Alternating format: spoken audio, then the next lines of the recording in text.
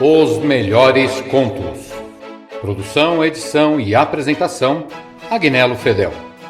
Toda semana um novo conto e informações sobre o seu autor.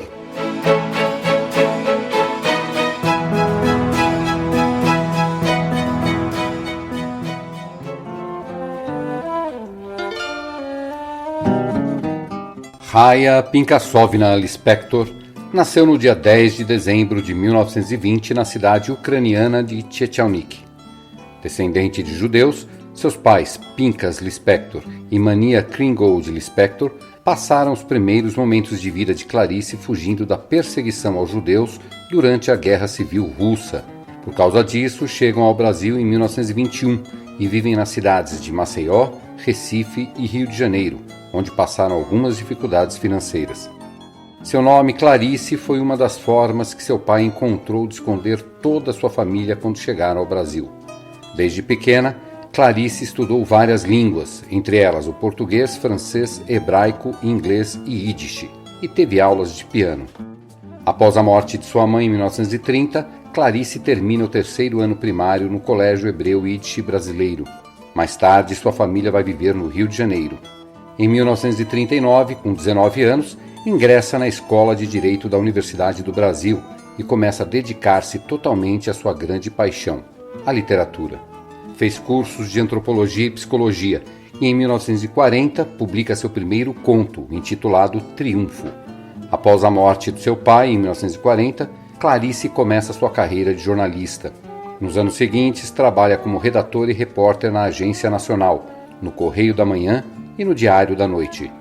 Em 1943, casa-se com o diplomata Mauri Gurgel Valente, com quem teve 2 filhos. Devido à profissão de seu marido, Clarice viveu em muitos países do mundo, desde a Itália, Inglaterra, Suíça e Estados Unidos. O relacionamento durou até 1959 e, quando resolveram se separar, Clarice retornou ao Rio com seus filhos. Clarice faleceu no dia 9 de dezembro de 1977, véspera do seu aniversário de 57 anos, na cidade do Rio de Janeiro, vítima de câncer de ovário. De Clarice Lispector, Restos do Carnaval. Não deste último carnaval, mas não sei porque este me transportou para minha infância e para as quartas-feiras de cinzas nas ruas mortas, onde esvoaçavam despojos de serpentina e confete. Uma ou outra beata com um véu cobrindo a cabeça e a igreja, atravessando a rua tão extremamente vazia que se segue ao carnaval, até que viesse o outro ano. E quando a festa já ia se aproximando, como explicar a agitação que me tomava? Como se enfim o mundo se abrisse de botão que era em grande rosa escarlate. Como se as ruas e praças do Recife, enfim, explicassem para que tinham sido feitas. Como se vozes humanas, enfim, cantassem a capacidade de prazer que era secreta em mim. Carnaval era meu. No entanto, na realidade, eu dele pouco participava. Nunca tinha ido a um baile infantil. Nunca me haviam fantasiado. Em compensação, deixavam-me ficar até umas 11 horas da noite à porta do pé de escada do sobrado onde morávamos, olhando ávida os outros se divertirem. 2 coisas preciosas eu ganhava então, e economizava-as com avareza para durarem os 3 dias. Um lança-perfume e um saco de confetes. Está se tornando difícil escrever, porque sinto como ficarei de coração escuro ao constatar que, mesmo me agregando tão pouco à alegria, eu era de tal modo sedenta que um quase nada já me tornava uma menina feliz. E as máscaras? Eu tinha medo, mas era um medo vital e necessário, porque vinha de encontro às minhas mais profundas suspeitas de que o rosto humano também fosse uma espécie de máscara. À porta do meu pé de escada, se um mascarado falava comigo, eu de súbito entrava no contato indispensável com o meu mundo interior, que não era feito só de duendes e príncipes encantados, mas de pessoas com o seu mistério. Até meu susto com os mascarados, pois era essencial para mim. Não me fantasiavam. No meio das preocupações com minha mãe doente, ninguém em casa tinha cabeça para carnaval de criança. mas eu pedia a uma de minhas irmãs para enrolar aqueles meus cabelos lisos que me causavam tanto desgosto e tinham então a vaidade de possuir cabelos frisados, pelo menos durante 3 dias por ano. Nesses 3 dias ainda, minha irmã acendia ao meu sonho intenso de ser uma moça. Eu mal podia esperar pela saída de uma infância vulnerável e pintava minha boca de batom bem forte, passando também rouge nas minhas faces. Então eu me sentia bonita e feminina. Eu escapava da meninice. Mas houve um carnaval diferente dos outros. Tão milagroso que eu não conseguia acreditar que tanto me fosse dado, eu que já aprendera a pedir pouco. É que a mãe de uma amiga minha resolvera fantasiar a filha e o nome da fantasia era no figurino Rosa. Para isso comprara folhas e folhas de papel crepom cor-de-rosa, com os quais, suponho, pretendia imitar as pétalas de uma flor. Boquiaberta, eu assistia pouco a pouco a fantasia tomando forma e se criando. Embora de pétalas do papel crepom nem de longe lembrasse, eu pensava seriamente que era uma das fantasias mais belas que eu jamais vira. Foi quando aconteceu, por simples acaso, o inesperado. Sobrou papel crepom, e muito, e a mãe da minha amiga, talvez atendendo ao meu mudo apelo, ao meu mudo desespero de inveja, ou talvez por pura bondade, já que sobrara papel, resolveu fazer para mim também uma fantasia de rosa, com que restara de material. Naquele carnaval, pois, pela primeira vez na vida eu teria o que sempre quisera. Ia ser outra que não eu mesma. Até os preparativos já me deixavam tonta de felicidade. Nunca me sentira tão ocupada.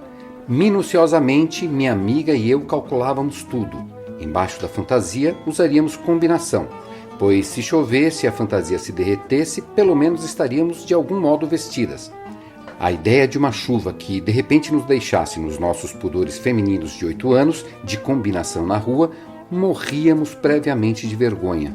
Mas Deus nos ajudaria, não choveria. Quanto ao fato de minha fantasia só existir por causa das sobras de outra, engoli com alguma dor o meu orgulho que sempre fora feroz e aceitei humilde o que o destino me dava de esmola. Mas por que exatamente aquele carnaval, o único de fantasia, teve que ser tão melancólico? De manhã cedo, no domingo, eu já estava de cabelos enrolados, para que até de tarde o frisado pegasse bem. Mas os minutos não passavam de tanta ansiedade. Enfim, chegaram 3 horas da tarde. Com cuidado para não rasgar o papel, eu me vesti de rosa. Muitas coisas me aconteceram tão piores que estas, eu já perdoei. No entanto, essa não posso sequer entender agora. O jogo de dados de um destino é irracional? É impiedoso. Quando estava vestida de papel crepom, todo armado, ainda com os cabelos enrolados e ainda sem batom e rouge, minha mãe de súbito piorou muito de saúde. Um alvoroço repentino se criou em casa e mandaram-me comprar depressa um remédio na farmácia. Fui correndo vestida de rosa, mas o rosto ainda nu não tinha a máscara de moça que cobriria minha tão exposta vida infantil. Fui correndo, perplexa, atônita, entre serpentinas, confetes e gritos de carnaval. A alegria dos outros me espantava.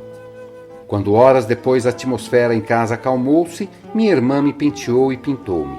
Mas alguma coisa tinha morrido em mim. E como nas histórias que eu havia lido sobre fadas que encantavam e desencantavam pessoas, eu fora desencantada. Não era mais uma rosa. Era de novo uma simples menina. Desci até a rua e ali de pé eu não era uma flor. Era um palhaço pensativo de lábios encarnados. Na minha fome de sentir êxtase, às vezes começava a ficar alegre, mas com remorso lembrava-me do estado grave da minha mãe e de novo eu morria. Só horas depois é que veio a salvação. E se depressa agarrei-me a ela, é porque tanto precisava me salvar. Um menino de uns 12 anos, o que para mim significava um rapaz, esse menino muito bonito parou diante de mim e numa mistura de carinho, grossura, brincadeira e sensualidade, cobriu meus cabelos já lisos de confete. Por um instante ficamos nos defrontando, sorrindo sem falar. Eu então, mulherzinha de 8 anos, considerei pelo resto da noite que enfim alguém me havia reconhecido. Eu era, sim, uma rosa. Vocês ouviram Restos do Carnaval, de Clarice Lispector.